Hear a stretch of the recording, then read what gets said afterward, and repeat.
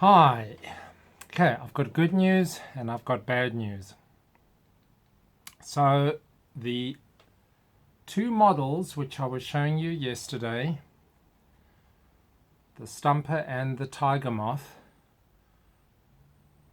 had a little bit of an accident. Well, this one didn't because I didn't try and carry it back last night, which is very good for this one because this is a very nice one which I would hate to have had any damage to it. But the Tiger Moth, which is this one, is now in all its pieces. I've already glued the tail section back on, so that's at least okay. I had it on top of the pile. It was dark, it was also a bit drizzly, and it slid off and dropped onto the driveway. So it's unfortunate that it got damaged, but this aircraft has already been rebuilt about twice. So to be honest, it's just more character and more history for it. So that's the bad news, but we're going to make the best out of a bad situation and do a video on how to fix a biplane, because it doesn't technically have to be the Tiger Moth. We could do the same method on anything. So how to repair a broken biplane. So we'll get to that.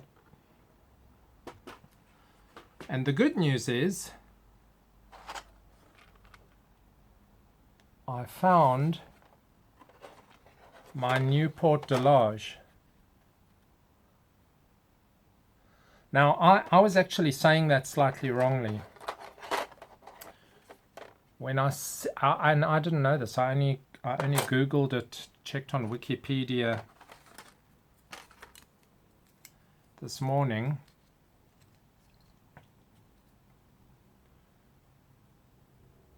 I thought it was a Newport NI 622 Delage, thinking the Delage was the name of the aircraft, the specific aircraft. But it was actually an amalgamation between Newport and Gustave Delage. I think I got his name correct. So at that point, the company's name was actually Newport Delage, 1931. And the aircraft is an NI 62, of which the 622 is one of the variants of that. So very good. I found that, and I can now build that. I'll try and build it at least as well as I did then, which was one of my good ones. And then I was just having a look through my scrapbook. This is my modeling scrapbook, and there is my original one stuck in, and this is roughly 1982, 81, 82. I thought it was later, but what that means is that I built it in about 1982 and didn't paint it for a while. And I did that with a few of my models. I kept them, I had them, and then when I started getting paints, I would start messing around, and luckily with this one I happened to actually paint it pretty well. So this book is my modeling scrapbook, and I notice that I even have this in there. I didn't think I'd built one, and I don't actually remember building one. I might have just put this in because I got the box from someone and a wrecked model, because I still don't really remember building that. So there's some Hellas that I built. I was just looking to see where the Tiger Moth was.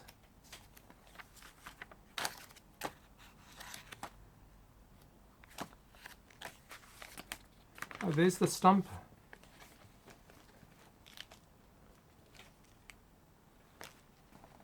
Which is 1/50th, by the way, yes. Okay, so anyway, let's get on to talking about the fixing of a biplane. So I also lost a propeller blade. That's another thing that needs fixing. It lost its exhaust. It lost the tail skid. but I did find the tail skid. So two things, did I? Yeah, I did. It's on the table inside. Didn't find the other propeller blade and didn't find the exhaust. The exhaust is really easy, no real hassle with that. Now this one here, by the way, then I started digging out my spares. So that there is another one that I had. I laid that out and noticed that it's missing its struts, the 4 outer struts. And I don't think this was a lost cause aeroplane, so I might have misplaced the struts somewhere. But at worst, I now have 4 extra struts to make.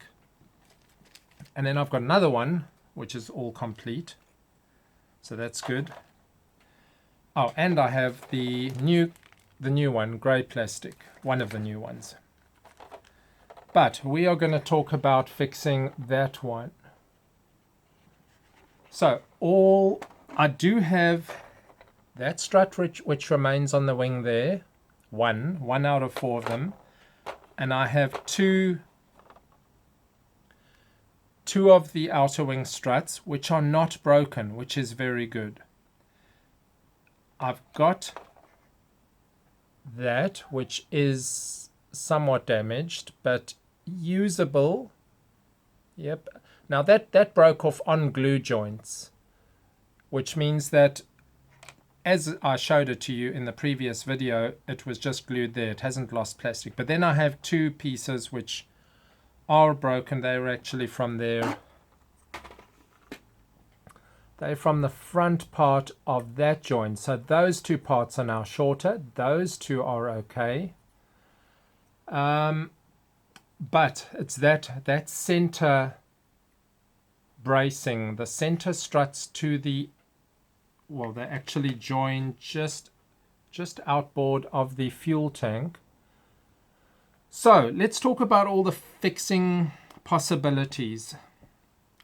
Now, this has been fixed before in a state where the items weren't broken. So there it was a case of just getting them carefully into position and re-gluing, which is not the easiest thing in the world in the first place. Now, it's been a while since I built a biplane. The last one, I think, was fixing that other tiger moth which got damaged in the earthquake, which I showed you that I put in a strong center strut. Now that was just really a slapdash fix because you don't want a big center strut holding the wing in position, but it is a solution to holding the wing in position while you're fixing the other struts. But let's not do it on this one. On one of the biplanes, which I did at some stage, which I can't remember, I used a piece of blue tack. So I put a blob of blue tack in between those struts. I probably didn't have those struts on at the position, so I put a big piece of blue tack, positioned the center wing, the upper wing onto the blue tack at the center there, maneuvered it roughly into position, and then started gluing the outer struts. That is a possibility here. You do stand the risk of damaging the center struts when you're trying to pull out that blue tack afterwards, because the blue tack would have to be somewhat firmly in position, and keep in mind that it's then touching bottom and top surfaces, and when you're tugging on it trying to get it out, you'd have to be really gentle with a tiny bit at a time, and your 4 outer struts would have to be nicely in position. So let's hold that as an option. Blue tack in the center. But before we answer that one, what do we do about the actual struts themselves? Because I now have, broken in frames. So inevitably we have the choice glue or remake. Now these are somewhat aerofoil shaped, or at least what would you call that, ellipse shaped struts, as are the outer ones, of which I'm missing one. So I would have to make, although the outer one, I would have to make at least one. So we've got the issue of how do you shape it to not just be, if I cut a piece of strip plastic, it's then sort of rectangular section, and you'd either have to be sitting this holding this tiny little thing and scraping it, or you could have it slightly longer, scrape to sort of shape a little bit of an elliptical profile, sand it a little bit. So one is going to have to be made, and if I have to make one, I already have the process in place to make a number. Now these are now missing, after so much life, they are missing the little end pieces which slot into the holes on the wings. So my first statement was going to be, you need to drill out those holes just to free up being able to fit into there. And certainly on the sections there, you can see my front two are open, back two are closed, which means it's broken off pieces there. Or I can make out of either cut strips, which I don't know if you know, if you cut very thin plastic strips, they sort of curl away because your blade is actually forcing it away, and when they're so thin they don't have enough rigidity to hold their own shape. You can get it back, but they will definitely bend. Or I use a round tube. I've got thin tube, and I think I've got a thickness that is certainly like that, but not necessarily that thin when it's into the airflow like that. I don't want to steal off one of the other kits because they need theirs. And do I keep... I was sort of wanting to keep all of the original bits as far as possible. I did put a little bit of glue onto that last night, and I was roughly positioning this, but you know, even these two existing parts there don't slot into the holes because the pieces have broken off. So that would just be two little dot glue joints with nothing really holding on there. So I'd like a little bit more of a substantial joint there. So I am thinking the blue tack would be an option, a blue tack blob there. Leave these center struts alone for the time being. Just try and position. I can't guarantee that they actually even dead on. To be honest, this one is more out than that one. One could get away with a slight bit of bending and adjusting. I'm thinking to leave them, ignore them for the time being. They'll sort of position themselves pretty much where they should be. Put the blue tack on and start positioning for structuring these four main struts, and even having them in position is really not strong. And I want to try not to have huge glue blobs, but I mean the only reason that one has stayed in position is because it does have a bigger glue blob than usual. So what I'm going to do is I'm going to clean up. I'm going to sand these joints. I'll leave that one for the time being. I mean, keep in mind here, we're not trying to make a masterpiece out of it. We're just trying to get it back on the shelf in such a way that it looks like a tiger moth. You can see by the finish, this thing has been painted, depainted, probably twice, had its another kit's decals put on it. I mean, I obviously obtained another tiger moth at some stage, because I know for a fact that I paint stripped brake fluided this model at least once. I'm going to clean up. I'll put the blue tack on. I'll position it. And I can do an attempt to glue these in. And I can do an attempt to make a reproduction piece, even though it's going to be round tube and not that shape. See what it looks like. I mean, again, it doesn't matter if one is a bit different. Now, I did mention in one of my videos, do you see that ejector pin mark? It's actually, you're not going to see that it's even so raised above the surface. It is of the worst ejector pin marks on an Airfix model that you see on the upper surface, middle of both of the wings there. Luckily on the upper wing they were on the lower surface, but I'm going to clean that up. Tail plane is on and it's not even square, but that's okay. For it's in the same position that it was, and if that's how it spent most of its life, that's okay. In fact, I'd say that the tail plane is actually square to the fuselage and that the lower wing is off. Yeah, maybe I should break this lower wing off and get that glued on straight. I'll see if it comes off easily.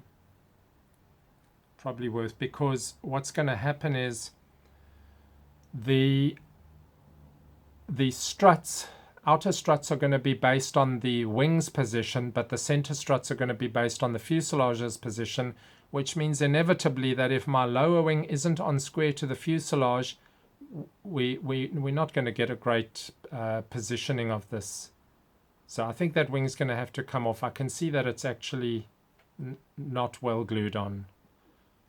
Undercarriage, look at those big mess things there. So what have we got? We've got not the best mix of things there. You know, they've become a bit shortened with breaking off. Rebuilding that structure of the undercarriage is possible. I mean, we're just trying not to make a huge deal out of it, but if that's what's required, then maybe that's what's required. So I'll clean that up. I'll drill open holes, and it's not even impossible that we could make that out of brass, but I don't think that's necessary. At the worst, I'll just make it out of the round tube. A prop blade, I would like to not have to replace the prop. I'll have a look outside if I can find it, if I can possibly find it. I've already spent a fair bit of time looking for it. So what have we learned about the approach to fixing this so far? Some manner of fixing the upper wing in position on the fuselage without having glued anything yet. Now, actually, I'd be interested to hear. So, you know, that's just a method that I came up with during the years, and I've done it once or twice. I've also obviously done the method where you try your best to hold in position, put little blobs of glue, try and position it. You know, you can barely even move it because then the wing tips off, and you're trying to position this and get those little holes exactly in position. Or you get two of them in position and just let it set, probably super glue, although I didn't use super glue at all, and then come in later and slot in either your rear ones or your front ones, probably the rear ones because you've got much better access there. So your front struts first.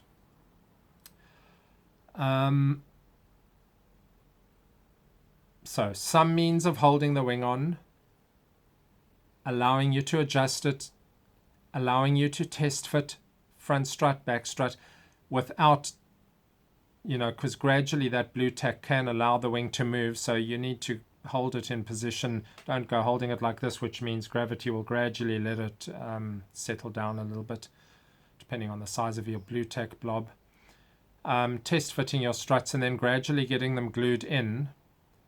But while you're doing that, ensuring that your center struts, if glued in, would also have a correct positioning.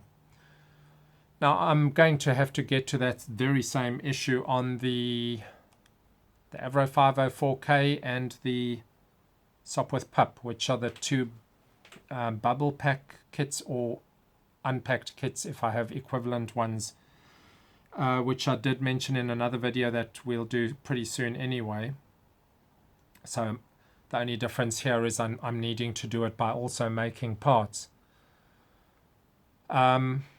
If I have to make that prop blade, I don't like gluing a single blade onto the side of that, so then I'd almost be thinking that another prop might be required. So put in your comments, put in your suggestions, agreements, which way to go. Now, do keep in mind that the approach might be a bit different if this was going to be for something that was more along this quality.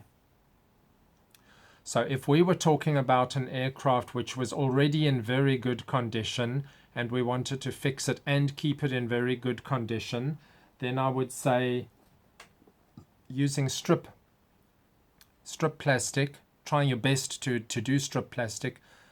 Maybe, cutting off with a knife would cause it to curve, but scoring it and breaking it off with a flat pliers would not cause that. So that's one way of getting that. And then scraping the edges until you've sort of got a semi-triangle shape on each side, a little bit of sanding, even though that's extremely tiny, but you'll get a sort of an airfoil profile or a teardrop profile, whatever is best suits the tiger moth. Put in your comments whether you think that's good. I would say that's a round tube on fixing something of slightly higher quality would be a second choice. Making brass for an undercarriage is a little bit overkill,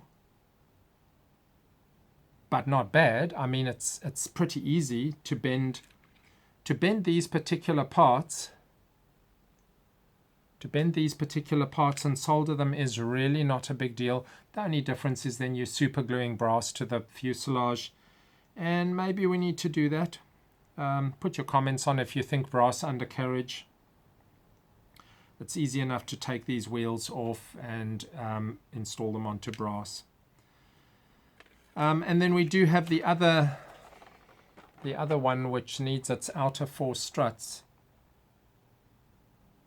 Oh, and the inner 2, and the fuselage struts. So the end struts doesn't have them either. So either I've put them somewhere or they actually were not present for some odd reason.